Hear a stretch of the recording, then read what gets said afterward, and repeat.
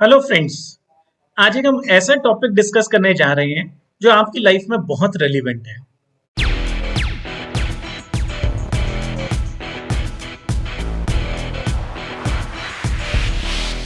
हर Indian का एक dream होता है कि वो लाइफ में एक ड्रीम होम परचेज करे, और उस ड्रीम होम के लिए मैक्सिमम इंडियंस क्या करते हैं? होम लोन्स लेते हैं। ये आप भी जानते हैं और मैं भी जानता हूँ। और होम लोन लेने के बाद सबसे ज्यादा रिपेंड क्या करते हैं? होम लोन पे जो हमने इंटरेस्ट दिया है, उसके ईएमआई में जो इंटरेस्ट कंपोनेंट है, उस पे रिपेंड करते हैं कि बहुत इंटरेस्ट पे कर दिया। आज हम अंडरस्टैंड करते हैं कि उस ईएमआई के फुल अमाउंट को या इंटरेस्ट अमाउंट को हम रिकवर कर सकते हैं या नहीं कर सकते। Let's understand. लोन, बिना लोन के होम का सपना कभी पूरा ही नहीं हो सकता इंडिया में। तो नॉर्मली हम सब लोग लोन लेते हैं अपने ड्रीम होम को खरीदने के लिए। अब लेट्स अंडरस्टैंड। हमने सपोज आज की डेट में 1 करोड़ रुपीस का लोन लिया, home loan. Rate of interest market में 8.70% है approximately. Loan tenor let's say 20 years है।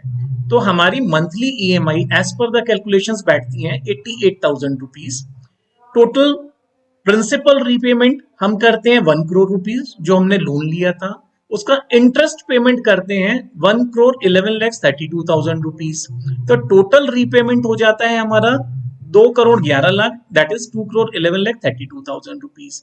सो व्हाट वी हैव सीन कि हमने लोन लिया 1 करोड़ रुपीज का और इंटरेस्ट पेमेंट उस पर किया है 1 करोड़ 11 लाख का। तो पेमेंट करने के बाद हमें हमेशा रियलाइज होता है कि हमारा इंटरेस्ट कंपोनेंट कितना बड़ा है। अब देखते हैं कि क्या हम इस पोर्शन को, इंटरेस्ट पोर्शन को रिकवर कर सकते हैं कुछ स्मार्ट प्लानिंग, स्मार्ट थिंकिंग और स्मार्ट स्ट्रैटेजी के थ्रू। Let's understand. अब हम लोग क्या कर सकते हैं इसके लिए? हम एक सिप स्टार्ट कर सकते हैं which will be 13% of your EMI. अब आपकी ईएमआई थी 88,000 रुपीज। अगर हम if you start S I P of let's say 12,000 rupees for a period of 20 years, 20 years same period जो आपका लोन का टेनोर था, और रिटर्न हम लोग एज्यूम कर रहे हैं 12%। The return is not guaranteed, it is just the it is just for illustration purpose. अब हम देखेंगे 20 ईयर्स में हमने टोटल प्रिंसिपल कितना दिया एसआईपी में, इन्वेस्टमेंट कितना है 28,80,000 रुपीज। एक्सपेक्टेड फ्यूचर वैल्यू जब कंपाउंडिंग क्लिक करेगी और आपका इंटरेस्ट हमने जो एप्रिसिएशन कंसिडर किया 12% पे, तो अप्रोक्सीमेट वैल्यू कितनी हो जाएगी 1 करोड़ 10 लाख रुपीज। अब देखिए जो एक्सपेक्टेड फ्यूचर वैल्यू है अप्रोक्सीमेटली 1 करोड़ 10 लाख रुपीज, वो हमारे इंटरेस्ट के बराबर है जो हमने होम लोन पे किया था। तो what I am trying to say कि अगर हम 13% का, अगर हम 13% ईएमआई का एसआईपी स्टार्ट कर देते हैं 12,000 रुपीज, तो हम पूरा 1 करोड़ 10 लाख रुपीज जो हमने इंटरेस्ट में पे किया है वो हम रिकवर कर सकते हैं। अब आप में से कुछ लोग ये भी इंटरेस्टेड होंगे, सर ये इंटरेस्ट तो हमने रिकवर कर लिया, इज देयर एनी वे कि हम अपना प्रिंसिपल भी रिकवर कर पाए? तो अब सेकंड सिनेरियो कंसिडर करते हैं, will we be able to recover our principal as well as the interest amount? Let's understand this also. अगर हम 25% ऑफ ईएमआई 25% ऑफ ईएमआई का एसआईपी स्टार्ट करते हैं 20 ईयर्स पे, अगेन एजम्पशन कर रहे हैं, ले रहे हैं, रेट ऑफ रिटर्न 12% कंसिडर कर रहे हैं which is not guaranteed, it is for illustration purpose only. तो हम देखते हैं टोटल इन्वेस्टमेंट हमारा हो रहा है अप्रोक्सीमेटली 55